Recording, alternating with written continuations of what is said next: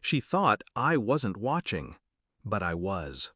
The spoon lingered too long above my bowl, her hand steady in a way that betrayed practice.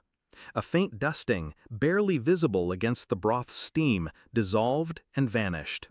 She smiled when she set it down, casual, almost innocent. Almost. When she left the kitchen to pour herself a glass of water, I reached across the table. I didn't hesitate. I switched our bowls. Quietly, efficiently. My pulse never spiked. She returned humming, sat down, lifted her spoon. I watched her lips part, and I felt nothing. No shock, no fear, just the cold clarity of a man realizing he had been right all along. Betrayal rarely announces itself with a trumpet.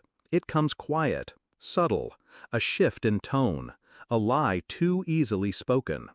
For months she had been distant, her touch mechanical, her eyes unfocused, her words rehearsed. I thought it was boredom, the erosion of routine, until the late-night phone calls, until the laughter behind the closed bathroom door, until her sudden interest in working late. I played the fool. She believed I was one. But the soup confirmed everything. This wasn't infidelity anymore. It was elimination. I wasn't just inconvenient. I was in the way. The way she chewed and swallowed so casually burned into my mind. A performance, a test. She was seeing if I'd notice. I did, and I let her eat, because I needed to know more.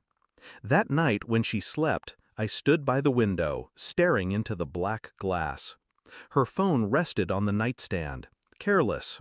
A careless person believes in her own cleverness. The messages were there. Not words of affection, not confessions of love. No, it was strategy, logistics. When? How long does it take? Make sure no trace. A name. A man I knew vaguely. A man she swore was just a friend. I copied everything. Transferred the data to a drive I kept hidden inside the lining of my jacket. Evidence was oxygen now. I couldn't breathe without it. The next day I visited a private lab under the guise of a routine checkup. I gave them her coffee mug, the residue inside. Toxicology, I said simply. The technician didn't ask why. Money buys silence. At home I smiled, cooked dinner, kissed her cheek, played the doting husband. Inside, I counted every second like a man listening to a time bomb. The report came 2 days later, rat poison, traces confirmed. Not lethal in small doses, but accumulative, designed to weaken before it destroyed. She wasn't clumsy, she was patient.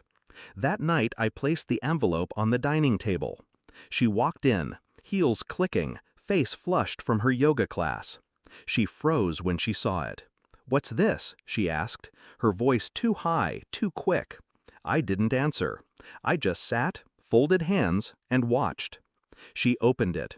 Her face drained as her eyes scanned the words. When she finally looked at me, panic spilled into her voice. "This isn't what you think!" But I already knew, and she knew I knew. Silence was my weapon.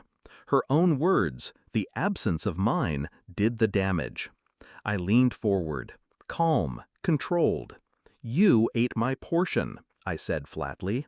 Her lips trembled. Her eyes darted, calculating, searching for an escape that didn't exist. I slid my phone across the table. The screen lit up. Her messages displayed in neat rows, copied, backed up, waiting. Her hand twitched as if to grab it. I didn't let her. Instead, I spoke the words she never expected. "You'll leave quietly. Tonight. No scene, no explanations. Tomorrow morning, every detail goes to the police if you're still here. If you try to run, I won't stop you, but the evidence will find you before I do." Her face cracked. Tears spilled. "Please, you don't understand." I cut her off with a glance. Nothing more. The silence broke her more than shouting ever could. The door closed behind her at midnight. The echo lingered in the house like smoke. I sat alone at the table, staring at the empty bowls. The one she'd poisoned, the one she'd eaten. It wasn't victory I felt, not relief, just confirmation. She was never mine, not truly. She had always been performing, calculating, searching for an exit.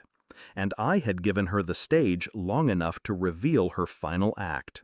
I stood, washed the bowls, and placed them back into the cabinet. My movements slow, deliberate, ritualistic. There was no grief, no anger, only clarity. The truth was simple. She wanted me gone. Now she was. And as I turned off the lights, the house finally felt like mine again. The poison never touched me, but it devoured her, long before she realized it.